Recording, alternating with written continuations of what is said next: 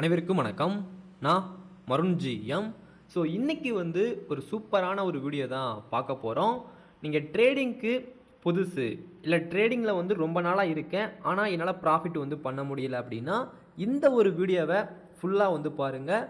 உங்களுக்கு தேவையான நிறையா விஷயங்களை இந்த வீடியோவில் நான் சொல்லியிருப்பேன். ஓகேங்களா? அதே மாதிரி ஷேர் மார்க்கெட்டில் பொறுமையே வறுமையை போக்கும். இது ஷேர் மார்க்கெட்டில் மட்டும் கிடையாது, நிறையா பேர் சொல்லி கேள்விப்பட்டிருப்பீங்க. அதை நானுமே சொல்லிக்கிறேன். அது ரியல் லைஃப்பில் மட்டும் கிடையாது, ட்ரேடிங்க்குமே அது பொருந்தும்.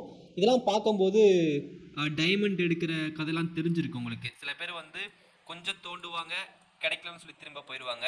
அகைன் இன்னொருத்தங்க நிறைய தோண்டிக்கிட்டே இருப்பாங்க, ஒன்று ரெண்டு கிடச்சிரும் போயிடுவாங்க. திரும்ப இன்னொருத்தங்க ஃபுல்லாக தோண்டிக்கிட்டே இருப்பாங்க, ஃபுல்லாக எல்லாமே கிடச்சிரும்.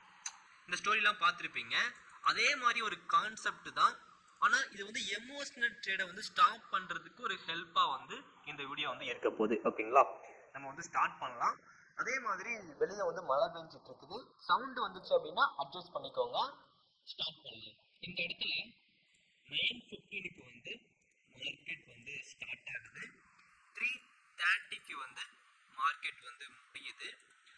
இன்னைக்கு நான் 3500 ப்ராஃபிட் நான் மேக் பண்ணேன்.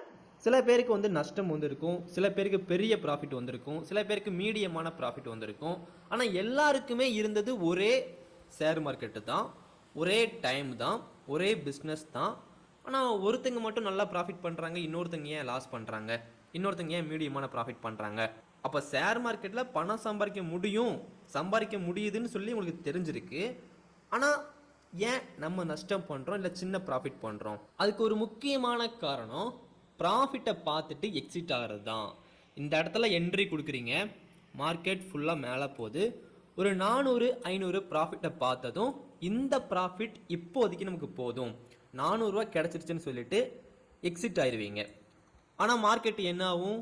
திரும்ப ஃபுல்லாக 4000-5000க்கு போகும். அதுக்கப்புறம் உட்காந்து ஃபீல் பண்ணுவீங்க, ஐயோ ப்ராஃபிட்டை விட்டுட்டேமேன்னு சொல்லிட்டு. அதே மாதிரி இன்னொருத்தங்க ட்ரேடு பண்ணுறாங்க இல்லையா, அவங்களுக்கு ஒரு 1000-2000 அந்த மாதிரி ப்ராஃபிட் கிடைக்கும்.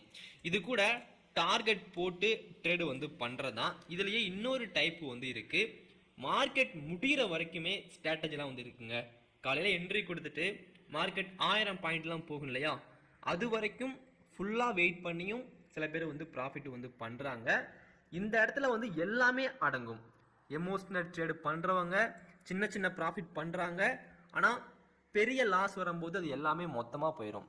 400 10 டைம் ப்ராஃபிட் எடுத்து ஒரே ஒரு டைம் 4000 லாஸ் ஆச்சு அப்படின்னா அப்போ இங்கே எடுத்த எல்லா ப்ராஃபிட்டுமே லாஸுக்கு போகுது இல்லையா? ஆனால் இவங்களுக்கு நிறைய லாஸஸ் கொடுத்துருக்கும், ப்ராஃபிட் கம்மியாக தான் கொடுக்கும், ஆனால் பெருசாக இருக்கும். ஒவ்வொரு ப்ராஃபிட்டுமே ரொம்ப பெருசாக கிடைக்கும். இவங்களுக்கு ரொம்ப சின்னதாகவும் இருக்காது, ரொம்ப பெருசாகவும் இருக்காது. மீடியமான ப்ராஃபிட், மீடியமான லாஸ் இருக்கும். ஏன்னா ஸ்டாப் லாஸ் போட்டுட்டு டார்கெட் போட்டுட்டு ட்ரேடு பண்ணுறவங்க இந்த டைப். ஓகேங்களா? இந்த இடத்துல உங்களுக்கு என்ன புரியுது? பொறுமையாக இருந்தால் ஷேர் மார்க்கெட்டில் நல்ல ஒரு ப்ராஃபிட் கிடைக்குது. எல்லா பிஸ்னஸ்க்குமே ஒவ்வொரு திறமைகள் தேவைப்படும். அதில் ஷேர் மார்க்கெட்டுக்கும் சில திறமைகள் தேவைப்படுது. அந்த திறமைகளில் ஒன்று பொறுமையாக இருக்கிறது. ஸோ இப்போவே முடிவு பண்ணிக்கோங்க, உங்களுக்கு சின்ன சின்ன ப்ராஃபிட்டாக வேணுமா, இல்லை ப்ராஃபிட் வந்துச்சுன்னா பெருசாக வரணுமா? ஏன்னா லாஸ் ஆகும் போதும் பிரச்சனை இருக்காது. 2-3 டைம் லாஸ் கொடுத்தாலும் 4வது டைம் பெரிய ப்ராஃபிட்டாக கொடுத்துரும். ஸோ எந்த டைப்பில் நீங்கள் ட்ரேடு பண்ண போகிறீங்க அப்படிங்கிறத நீங்கள் முடிவு பண்ணிக்கோங்க. நீங்கள் ஒரு பிகினராக இருந்தீங்க அப்படின்னா இதுவும் பண்ணாதீங்க, ஸ்டார்டிங்கில் இருக்கிறதும் பண்ணாதீங்க. ப்ராப்பராக ஸ்டாப் லாஸ் போட்டுட்டு ப்ராப்பராக டார்கெட் போட்டுட்டு ட்ரேடு பண்ணுவாங்க இல்லையா, அந்த டைப்பில் பண்ணுங்கள். அது எப்படி பண்ணுறது அப்படிங்கிற பற்றி நிறையா வீடியோஸ் போட்டிருக்கேன், ஸ்டாப் லாஸ் டார்கெட் பற்றிலாம். அதெல்லாம் பாருங்கள். அதே மாதிரி கற்றுக்கிறதுலையுமே இதை வச்சு ஒரு எக்ஸாம்பிள் நான் சொல்கிறேன். ட்ரேடிங்க்கு வந்த உடனே நமக்கு எல்லா விஷயங்களுமே தெரியாது, கண்ணை கட்டி விட்ட மாதிரி தான் இருக்கும். ஷேர் மார்க்கெட்டில் ஒன்றுமே தெரியாது.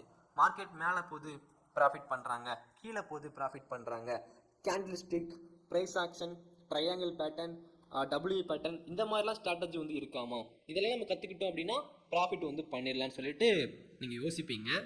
நான் ஒரு உண்மையை இப்படியே சொல்கிறேன், இது யாரும் சொல்ல மாட்டாங்க. நான் கேண்டில் ஸ்டிக்கை யூஸ் பண்ணுறதே கிடையாது, ப்ரைஸ் ஆக்ஷனை அந்தளவுக்கு யூஸ் பண்ணுறதே கிடையாது. சிம்பிளாக என்னோட எக்ஸ்பீரியன்ஸ் வச்சு மட்டும்தான் நான் வந்து ட்ரேடு வந்து பண்ணுறேன், எந்த இண்டிகேட்டர் எதுவுமே கிடையாது, சிம்பிளாக வந்து ட்ரேடு வந்து பண்ணுறேன். நிறைய பேர் அப்படி தான் வந்து பண்ணிக்கிட்டு இருக்காங்க, ப்ராஃபிட் பண்ணக்கூடிய நிறையா ட்ரேடர். இப்போ நீங்கள் உள்ளே வந்த உடனே உங்களுக்கு வந்து எதுவுமே தெரியாது, நீங்கள் ட்ரேடிங்கை வந்து ஸ்டார்ட் பண்ணுவீங்க. ஏதாச்சும் ஸ்ட்ராட்டஜி வந்து கண்டிப்பாக கிடைக்கும். ஒரு 1 மந்த்தில் 2 மந்த்தில் வந்து W pattern, M pattern, triangle pattern இந்த மாதிரிலாம் பேசிக்காக வந்து கிடைக்கும். அது கிடைச்ச உடனே வேறு எதை பற்றியும் கவலைப்படாமல் இதை மட்டுமே வச்சுட்டு அதை வச்சு மட்டுமே ட்ரேடு பண்ணிங்க அப்படின்னா நீங்கள் சீக்கிரமாகவே ட்ரேடிங்கை விட்டு வெளியே போயிடுவீங்க, மொத்த பணத்தையும் வந்து லாஸ் பண்ணிவிட்டு. இது வந்து ஃபஸ்ட்டு டைப்பு. இன்னொருத்தங்க இருப்பாங்க, ஓரளவு அட்வான்ஸ்டாக கூட கற்றுக்குவாங்க.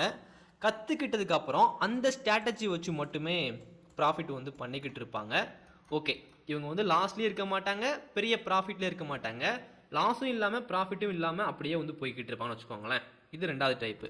3வது டைப்பு வந்து கற்றுக்கிட்டே இருப்பாங்க. First year, second year, third year, 4th year வரைக்கும் வந்து கற்றுக்கிட்டே இருப்பாங்க.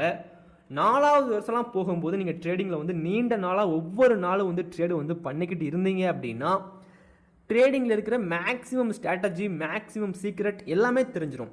ட்ரேடிங்கில் வந்து சீக்ரெட்டாக இருக்கா ப்ரோ அப்படின்னா கண்டிப்பாக இருக்குது. இது வரைக்கும் நான் யூடியூப்லேயே பார்க்காத நிறைய ஸ்ட்ராட்டஜி வந்து இருக்க தான் செய்யுது, ஆனால் யாருமே அதை சொல்லித்தர மாட்டாங்க. கோர்ஸில் கூட நிறைய பேர் வந்து சொல்லித்தரது கிடையாது அந்த ஸ்ட்ராட்டஜிலாம். நீங்கள் அதே மாதிரி இதெல்லாம் வந்து பேசிக்கான ஒன்றுங்க. பேசிக் கற்றுக்கிறதுக்கு ஒரு கோர்ஸ் வந்து ஜாயின் பண்ணாதீங்க. யூடியூப்லேயே எக்கச்சக்கமான வீடியோஸ் வந்து இருக்குது. 1 மாதம் நீங்கள் டெய்லி காலையில் எந்திரிச்சு கற்றுக்கிட்டீங்க அப்படின்னா 1 மந்த்தில் வந்து பேசிக் எல்லாமே கற்றுக்கலாம். அதுக்கப்புறம் ப்ராஃபிட் பண்ணுறதுக்கு வழி தெரியல, ப்ராஃபிட் வந்து பண்ண முடியல அப்படின்னால் மட்டும் கோர்ஸில் வந்து ஜாயின் பண்ணுங்கள். ஓகே, நான் ரியலைஸ் பண்ணேன், எடுத்த உடனே இந்த மாதிரி ஸ்ட்ராட்டஜிலாம் போதுன்னு நினச்சி நான் ட்ரேடு வந்து பண்ணிக்கிட்டு இருந்தேன். அதுக்கப்புறம் போக போக தான் எனக்கு இந்த ஸ்ட்ராட்டஜிலாம் தெரிய வந்துச்சு. ஓகே, இப்படிலாம் ட்ரேடிங்கில் வந்து இருக்கா, இது ஸ்டார்டிங்லேயே தெரிஞ்சிருந்துச்சு அப்படின்னா நான் லாஸே பண்ணியிருக்க மாட்டேனே, ஈஸியாக ப்ராஃபிட் பண்ணியிருக்கலாமே, இவ்வளோ சிம்பிளான ஸ்ட்ராட்டஜிலாம் இருக்கான்னு சொல்லி எனக்கு ஆச்சரியமாக வந்து இருக்குது. ஆப்ஷன் பையிங்கில் இருக்கட்டும், ஆப்ஷன் செல்லிங்கில் இருக்கட்டும், நிறைய ஸ்ட்ராட்டஜி வந்து நம்ம கண்ணுக்கு தெரியாமல் இருக்க தான் செய்யுது. மேபி இன்னும் ஒரு 2 இயர்ஸ் போனால் கூட எனக்கு இன்னும் நிறைய ஸ்ட்ராட்டஜி வந்து கிடைக்கலாம், உங்களுக்கும் கிடைக்கலாம். ஸோ கிடைச்சதை எடுத்துகிட்டு அப்படியே போயிடாமல் 2-3 வருஷம் அப்படி இருந்துடாமல் லாஸ்ட் வரைக்கும் ட்ரேடு பண்ணிக்கிட்டே கற்றுக்கிட்டே இருங்க. ட்ரேடு பண்ணிக்கிட்டே கற்றுக்கிட்டே இருங்க. ஒவ்வொரு வருஷமும் கற்றுக்கணும். மார்க்கெட்டில் லாஸ் வருது, ப்ராஃபிட் வருதுன்னு சொல்லி ஒவ்வொரு வருஷமும் கற்றுக்கிட்டே வந்து இருங்க. ஸோ இந்த இடத்துல வந்து பொறுமைக்கு தான் நம்ம முக்கியத்துவம் வந்து கொடுத்தே ஆகணும். ஏன்னா பொறுமை இல்லை அப்படின்னா இந்த இடத்துல வந்து இது வரைக்கெல்லாம் போக முடியாது. 1 மந்த்லேயே வந்து நிறையா பேர் வந்து ஷேர் மார்க்கெட்டை விட்டு வெளியே போயிடுறாங்க. ஏன்னா மேலே போனால் ப்ராஃபிட், கீழே போனால் ப்ராஃபிட்னு சொல்கிறாங்கன்னு சொல்லி உள்ளே வந்துட்டு அது அவங்களால பண்ண முடியலன்னு சொல்லிட்டு வெளியே வந்து நிறைய பேர் வந்து போயிடுறாங்க. 100 பேர் வராங்கன்னா 70 பேர் அப்படியே போயிடுறாங்க. ஒரு 20 பேர் வந்து 1 இயர் வரைக்கும் ட்ரேடு பண்ணிட்டு போயிடுறாங்க. எனக்கு ட்ரேடிங்கை பற்றி நிஃப்டினா என்ன, பேங்க் நிஃப்டினா என்னன்னு சொல்லி என் ஃப்ரெண்டு வந்து சொல்லி கொடுத்தாங்க. ஆனால் அவங்க இப்போ ட்ரேடிங்கில் வந்து இல்லை. ஸோ இந்த மாதிரி தான் நிறைய பேர் வந்து வெளியேறிக்கிட்டு இருக்காங்க. அதனால தான் 100க்கு 95% மக்கள் வந்து ஷேர் மார்க்கெட்டில் வந்து லாஸ் பண்ணிட்டு போகிறாங்க.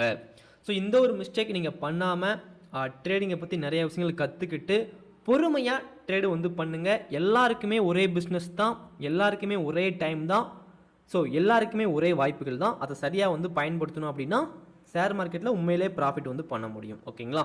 சரி, ஓகே. இந்த வீடியோ பார்த்த அனைவருக்குமே நன்றிகள். தேங்க்யூ.